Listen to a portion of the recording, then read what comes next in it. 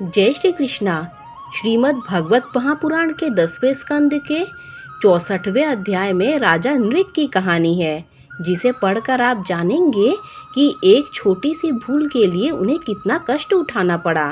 राजा परीक्षित एक समय यदुवंश के राजकुमारों सांब, प्रद्युम्न, चारुभानु और गद को लेकर एक उपवन में घूमने गए। वे एक उपवन में बहुत देर तक खेलते रहे। बहुत देर खेलने के बाद उन्हें प्यास लगी। पास ही में एक कुएं के समीप गए और उसमें पानी नहीं था। वहां एक पर्वत के समान एक गिरगिट जैसा दिखने वाला जीव दिखाई दिया।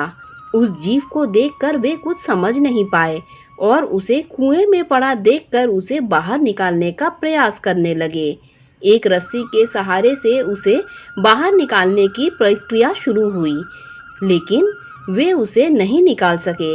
तब उन्होंने यह बात भगवान कृष्ण को बताई।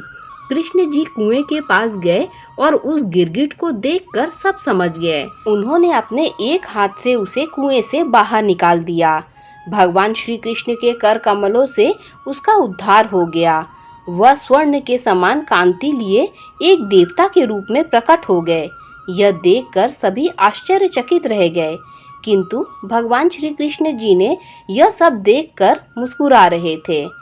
उस देवता ने श्री कृष्ण को दंडवत प्रणाम किया। तब श्री कृष्ण ने कहा कि मान्यवर, आप अपना परिचय बताइए। तब उस देवता ने भगवान से कहा, प्रभु, आपसे क्या छिपा है? फिर भी मैं बतलाता हूँ। मैं इक्ष्वाकु का पुत्र नृग हूँ।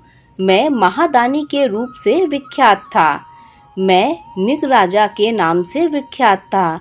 मैंने हजारों गायें दान की, जिसमें कपिला गायें दुधारू, सीधी व सुंदर सुलक्षण गायों के सींगों पर सोना मढ़वाकर उनके बछड़ों के साथ वस्त्र, माला, आभूषण से अलंकृत गायें शामिल थीं। मैंने दूर दूर से तपस्वी, वेद पाठी तथा गुरु स्वरूप युवकों और श्रेष्ठ ब्राह्मणों को यह गोदान दिया। इसके अलावा मैंने भूमि, घोड़े, हाथी, सोना, वस्त्र, रत्न, गृह सामग्री और रथों को दान दिया। साथ ही जगह जगह कुएं और बावड़ी बनवाए। इतने पुण्य कर्म करते करते भी एक समय मैं गाय दान कर रहा था। उसी समय एक ब्राह्मण की गाय मेरी गायों में आकर मिल गई। अनजाने में मैंने उसे दूसरे ब्राह्मण को दान में दे दिया। इस तरह उस ब्राह्मण ने दूसरे ब्राह्मण से कहा कि यह गाय तो मेरी है। यह सुनकर दान लिए ब्राह्मण ने कहा, यह गाय तो मुझे राजा नृग ने दान में दी है। इस तरह वार्तालाप करते वे दोनों ब्राह्मण मेरे पास आए। पहले ब्राह्मण ने कहा, आपने मेरी गाय का अपहरण किया है। वहीं दूसरे ब्राह्मण ने कहा, आपने मुझे यह गाय दान में दी है।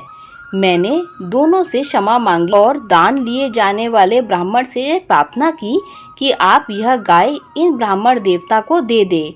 बदले में मैं आपको 1 लाख श्रेष्ठ गाय दे दूंगा, किंतु वह नहीं माने। फिर मैंने पहले वाले ब्राह्मण से भी यही आग्रह किया, हे ब्राह्मण देवता, मुझसे अनजाने में यह पाप हो गया है।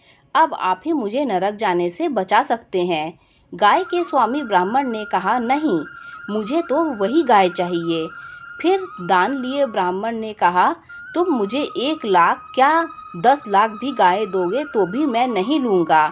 यह कहकर दोनों ब्राह्मण देवता चले गए। इसी शोक और पछतावे में मेरी उम्र बीती और अब मैं यमलोक में यम के सामने पहुंचा तो उन्होंने कहा, राजन, तुम्हारे पुण्य कर्म ज़्यादा हैं। पहले पाप कर्म भोगोगे या पुण्य कर्म? मैंने कहा, हे यम देवता, मुझे पहले पाप कर्म भोगने हैं। उसी क्षण उन्होंने मुझे नीचे भेज दिया। नीचे आते हुए मेरा शरीर एक गिरगिट के रूप में बदल गया।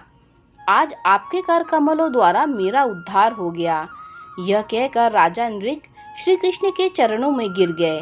भगवान के चरणों में बैठकर वे भगवान श्री कृष्ण का गुणगान करने लगे।